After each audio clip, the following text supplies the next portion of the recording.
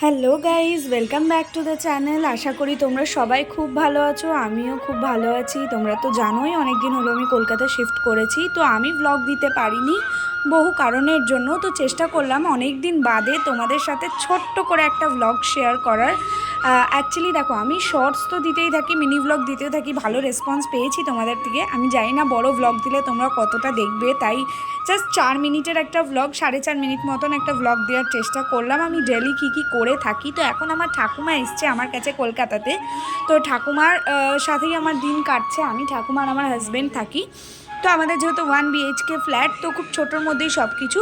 আর আমি কিভাবে কি করে থাকি সারাদিন সেটাই তোমাদের সাথে শেয়ার করলাম। তো সকালে উঠে তো বেডটা আগে সবার আগে ঠিক করে নিই, তারপর রান্নাঘরের যা টুকিটাকি কাজ থাকে নিজে ফ্রেশ হওয়া করে আজকে চলে এসেছিলাম লাল শাক কাটতে। অ্যাকচুয়ালি দেখো, আমি লাল শাক খেতে খুব ভালোবাসি, আমার ঠাকুমা যেহেতু এসছে উনিও খেতে খুব ভালোবাসেন। তো একদিন আমি আগের দিন চেষ্টা করি শাক পাতা থাকলে কেটে রাখার। তো আমি কীভাবে কাটি ওটাই তোমাদের সাথে শেয়ার করছি। জানি এটা নতুন কিছু না, সবাই এভাবেই কেটে থাকো।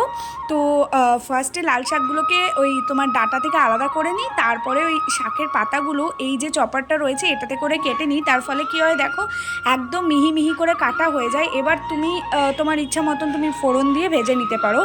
তো খুবই ভালো লাগে, খুবই টেস্টি লাগে খেতে। তাই জন্য আমি লাল শাকের পাতাগুলো আগের থেকে কেটে রেখেছিলাম পরের দিন ভাজবো বলে। আর লাল শাকের পাতা কাটা হয়ে যাওয়ার পর আমি ভাত বসিয়েছিলাম। আর ভাতের যে চাল ধোয়া জলটা, এটা তো এতদিনে সবাই জেনে গেছে, চাল ধোয়া জলটা খুবই কাজের। ওটা নিয়ে গিয়ে গাছেদের গোড়ায় দিয়ে দিলে গাছগুলো একদম চাঙ্গা থাকে, মানে খুব ভালো থাকে গাছগুলো, এবং গ্রোথও খুব তাড়াতাড়ি হয়।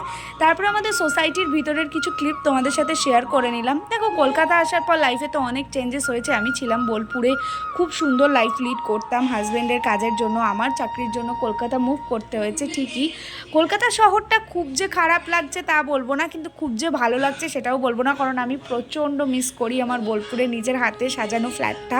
হ্যাঁ, এই ফ্ল্যাটটা অনেকটাই ছোট, কিন্তু খুব ভালো লাগে এই ফ্ল্যাটটাতেও থাকতে। তার কারণ এই ফ্ল্যাটটাও তিলে তিলে আমি নিজের হাতে করে তৈরি করেছি এবং নিজের মতো করে সাজিয়েছি। তোমরা যদি এই ফ্ল্যাটটার হোম ট্যুর দেখতে চাও অবশ্যই আমাকে কমেন্ট করো, আমি দেখাবো তোমাদেরকে। আর ছোট্ট বাগানটাও শেয়ার করে নিলাম তোমাদের সাথে। কয়েকটা ফুলের গাছ আছে, পাতাবাহার, মানি প্ল্যান্ট রেখেছি।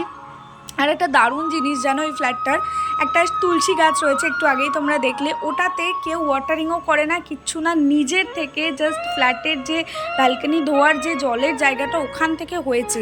আর দেখো কীরকম মেঘ করে রয়েছে আকাশটা। যেহেতু ঠাকুমা এসছে তার কিছু অ্যাডভান্টেজেস তো আছেই। পুজো ঠাকুমা সেরে দিয়েছে সকাল সকাল।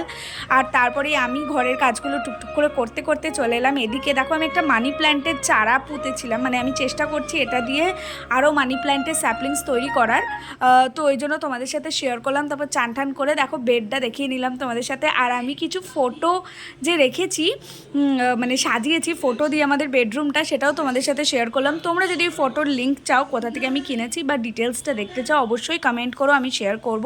চান টান করে চলে এসেছি তোমাদের সামনে। এবার দুপুরের অ্যারেঞ্জমেন্ট করতে। খুব সিম্পল লাঞ্চের মেনু, জাস্ট পটলের একটা 5 ফোড়ন দিয়ে একটা তরকারি করেছি, যেটা রেসিপি অবশ্যই আমার চ্যানেলে আছে, আমি শর্টসে শেয়ার করেছি, তোমরা অবশ্যই দেখবে। আশা করি তোমাদের ভালো লাগবে। খুব চটজলদি হয়ে যায় পেঁয়াজ দিয়ে, পটল দিয়ে। আর তারপরেই করেছিলাম পেঁয়াজ পোস্ত, আর তার সাথে পেঁয়াজ দিয়ে। তো এটা দিয়েই আজকে লাঞ্চ সারলাম। সবাই মিলে একসাথে খেতে বসার মজাটাও কত আলাদা বলো। বাড়ি থেকে লোক এলে এবং সবাই যদি একসাথে বসে খায় কত আনন্দ হয়। তো এই যে আমাদের মেনু চলে এসেছে, গরম গরম খাবারগুলো খেতে তো খুবই ভালো লেগেছে। তারপর সবাই মিলে একটা ডিপ স্লিপ করে বিকেলবেলা চলে এসেছিলাম টি টাইমে। আমার হাজব্যান্ড বেরোবার আগে, অ্যাকচুয়ালি আমার ঠাকুমা খায় লিকার চা, তো ঠাকুমা লিকার চা খাচ্ছিল। আর আমাদেরকে মানে আমার হাজব্যান্ড দারুণ দুধ চা করে, আর আমি দুধ চাটা কিছুতেই ছাড়তে পারছি না। তো ওই বললো যে আমি আজকে দুধ চাটা বানাচ্ছি, তো দুধ চাটা বানিয়ে দিল। তারপর ও আর আমি মিলে একটুখানি টি টাইম স্পেন্ড করলাম। দেন ও বেরিয়ে গেল ওর কাজে, ওর চেম্বারে। আর আমি আর ঠাকুমা মিলে বসে পড়েছিলাম সিরিয়াল দেখতে। তো এটা হচ্ছে আজ টাইম ঠাকুমা নাতনি সিরিয়াল দেখার টাইম, সন্ধেবেলার সময়। এত সুন্দর লাগছিল চারদিকটা। তো এরকম আরও ব্লগসের জন্য অবশ্যই আমার চ্যানেলটা সাবস্ক্রাইব করো। আজকের জন্য এটুকুই থাক, বাই। সবাই খুব ভালো থেকো, সুস্থ থেকো, বাই।